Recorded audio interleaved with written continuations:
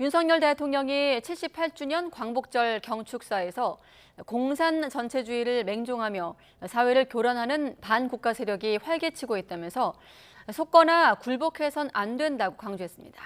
일본에 대해선 공동의 이익을 추구하는 파트너라면서 일반의 후방 기지가 북한의 남침을 막는 최대 억제 요인이라고 정의했습니다. 취재 기자 연결하겠습니다. 강희경 기자. 용산 대통령실입니다. 네, 윤석열 대통령의 경축사 내용부터 들려주시죠.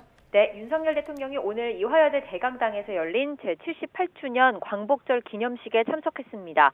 윤석열 대통령은 경축사에서 자유민주주의와 대립하는 공산 전체주의를 겨냥해 강도 높은 비판 발언을 내놨습니다.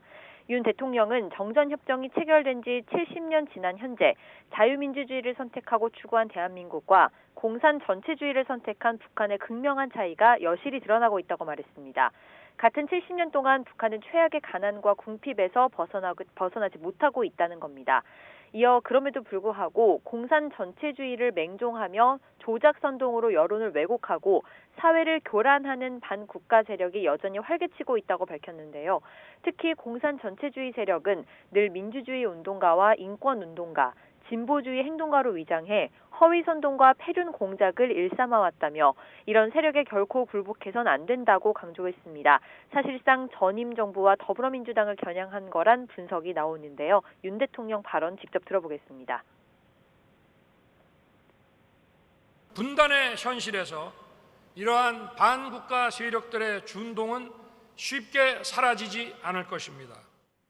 이러한 공산 전체주의 세력, 그 맹종 세력, 추종 세력들에게 속거나 굴복해서는 안 됩니다. 네, 그리고 일본에 대해선 새로운 안보 파트너란 점을 강조했죠. 네, 윤 대통령은 자유민주주의가 반드시 승리한다는 믿음과 확신 그리고 연대의 정신이 매우 중요하다고 했습니다. 그러면서 일본에 대해 우리와 보편적 가치를 공유하고 공동의 이익을 추구하는 파트너라고 정의했습니다. 더 나아가 일본이 유엔사에 제공하는 7곳 후방기지의 역할이 북한의 남침을 차단하는 최대 억제 요인이라고 강조하기도 했습니다. 직접 들어보겠습니다.